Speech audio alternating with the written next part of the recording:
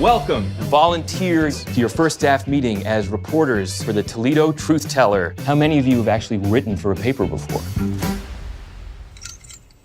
I wrote a paper in junior high. Not quite the same thing. I've tweeted. You've tweeted? I'm in a group text. This is terrific. Hello, everyone, and welcome to The Watch List here on Rotten Tomatoes. My name is Mark Ellis, and this is the show where we get to talk to the cast of some of the biggest shows, streaming, otherwise. Today, I am thrilled because it's the gang from the paper, and I was so excited to see how much y'all genuinely seem to like each other, unlike what I see on the show. It's true.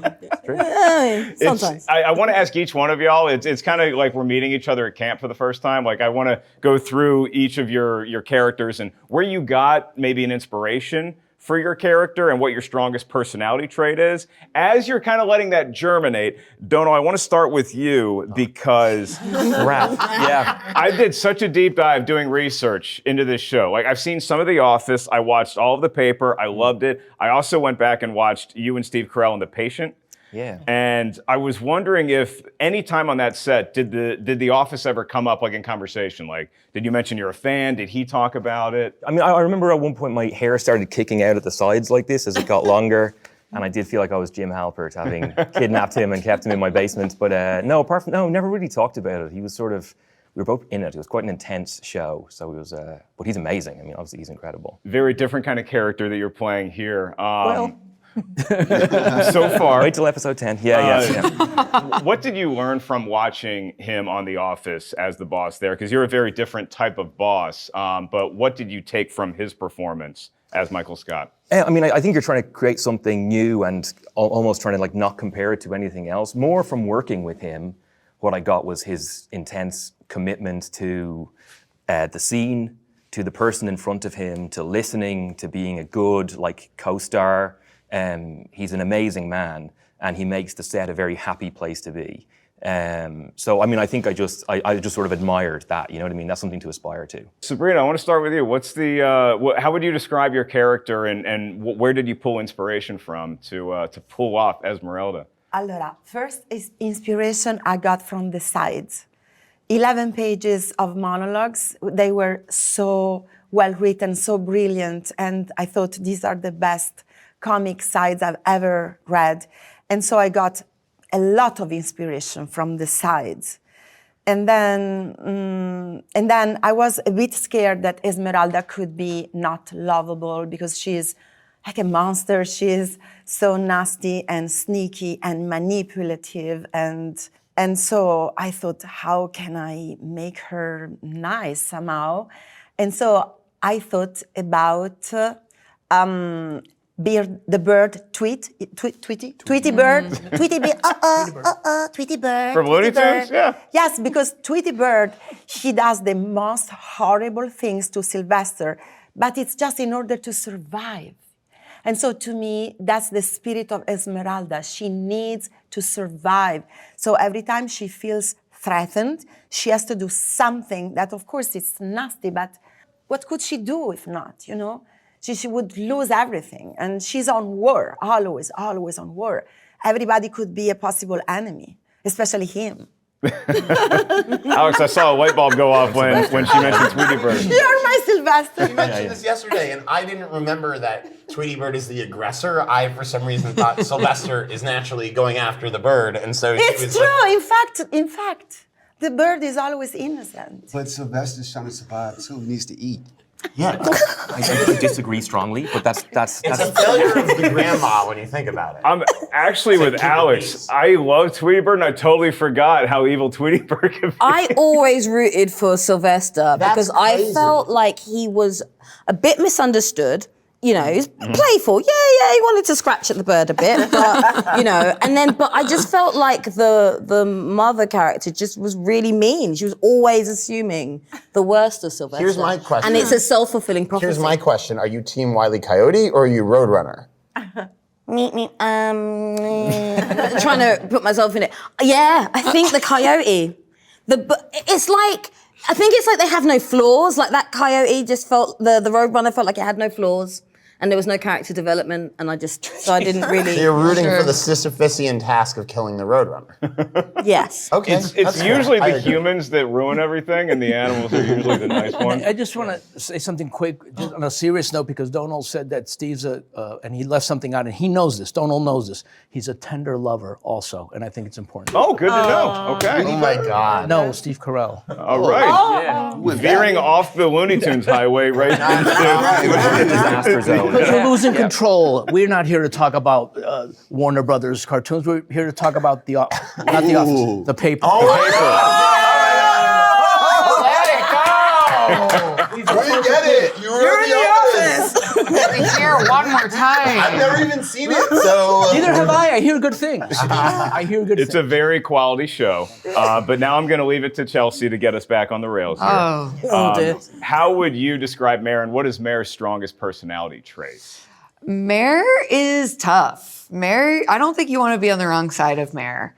I think something that deeply inspired me with just once I finally got the script and got to know her was that she's an Army vet and she rode in a tank. And I did a lot of research about riding in tanks and how claustrophobic it is and how much you are just like with like 3 people, usually men, in this like tiny little space. And I think that kind of, you can see that in her at all times of like, you know, holding her own and don't cross her. Gbemi, how about you? How would you describe your character in the paper?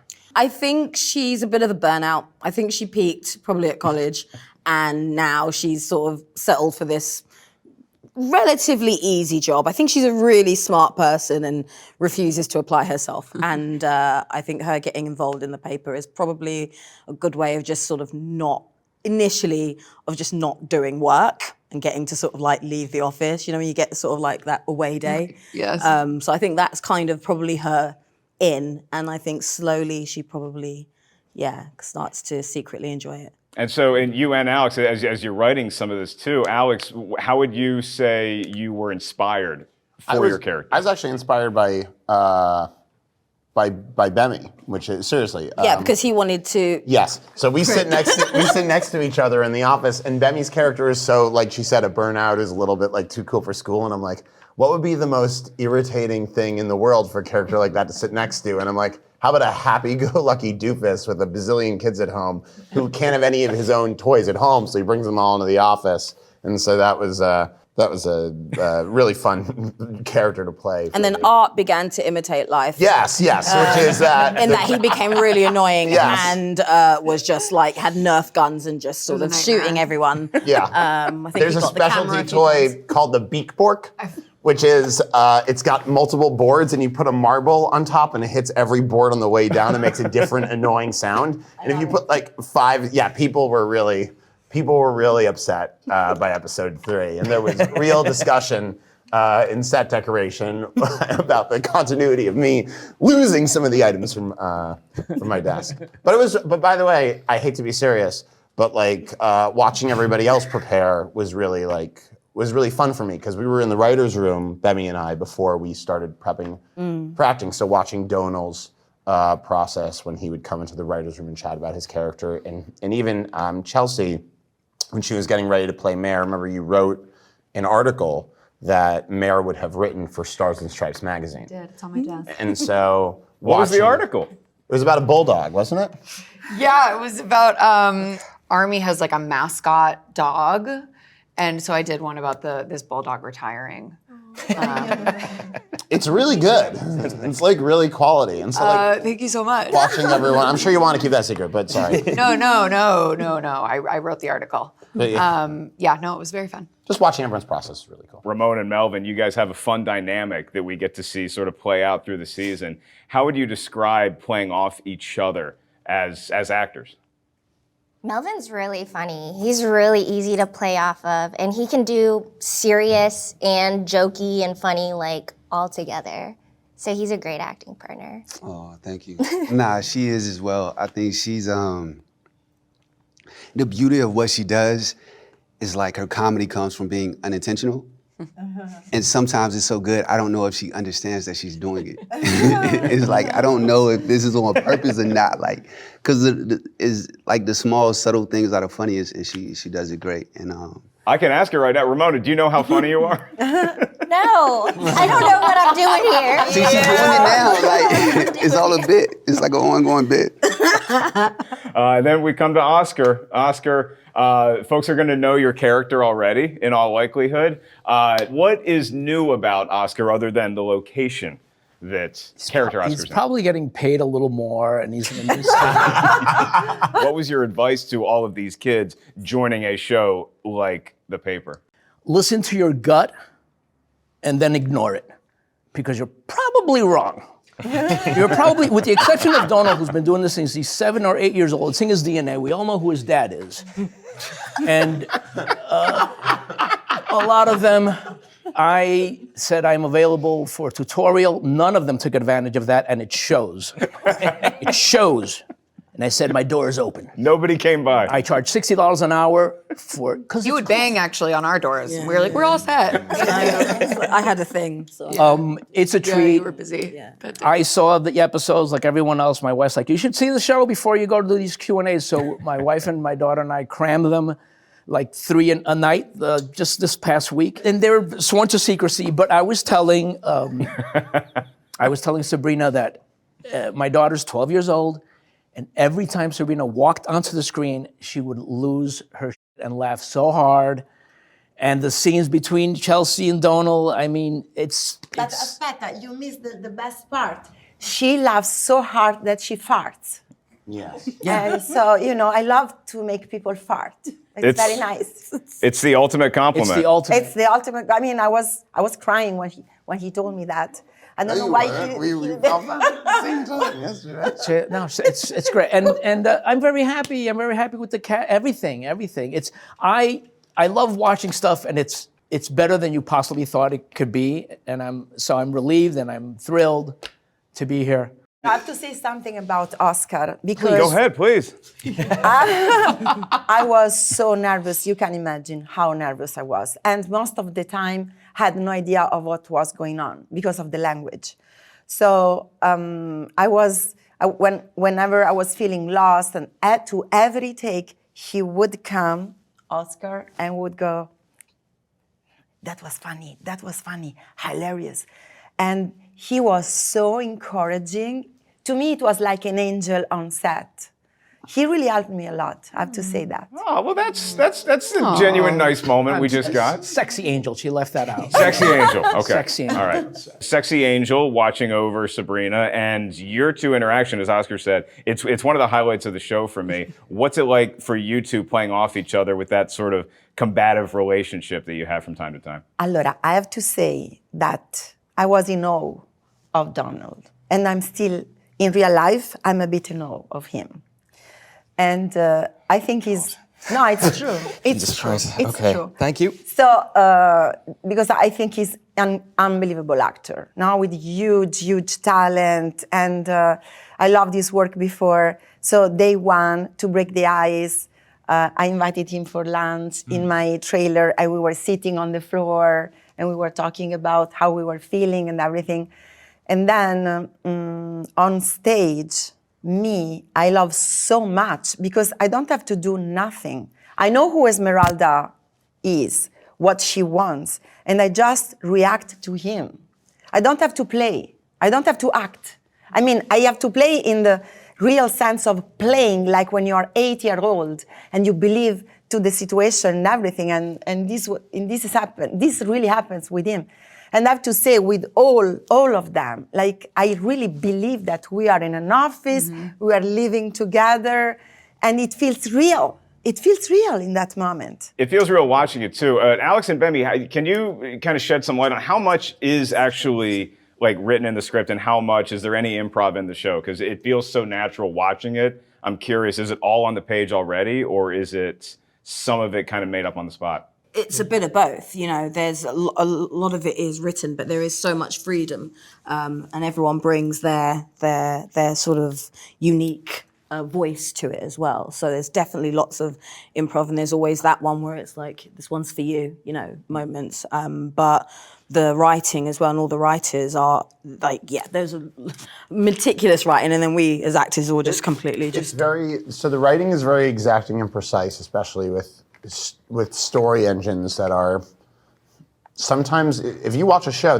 some of the story engines are really like finely tuned. Like Greg Daniels, I think one of his hallmarks is like commitment to like, he never sells out his characters. And so like, there was a lot of dialogue about that between like the actors and the writers. I think everyone here, like, I got to watch everyone like really elevate the material. Like there's a scene that, I don't know if it made it in, I don't think it made it into episode 7, but Ramona had a really tough scene that had a lot of whispering. Do you remember that scene? Yeah. With your head down on your desk? That's so good. And like, I remember that was the episode that I wrote, and I was like, man, like whispering is really hard to play in comedy sometimes, especially mockumentary style, because the camera can't be as like free when a character's trying to like be a little, like when a character's trying to hide something from another character or the camera. And like, she just crushed it on a level that Jen Salata, who directed that episode, and I were like,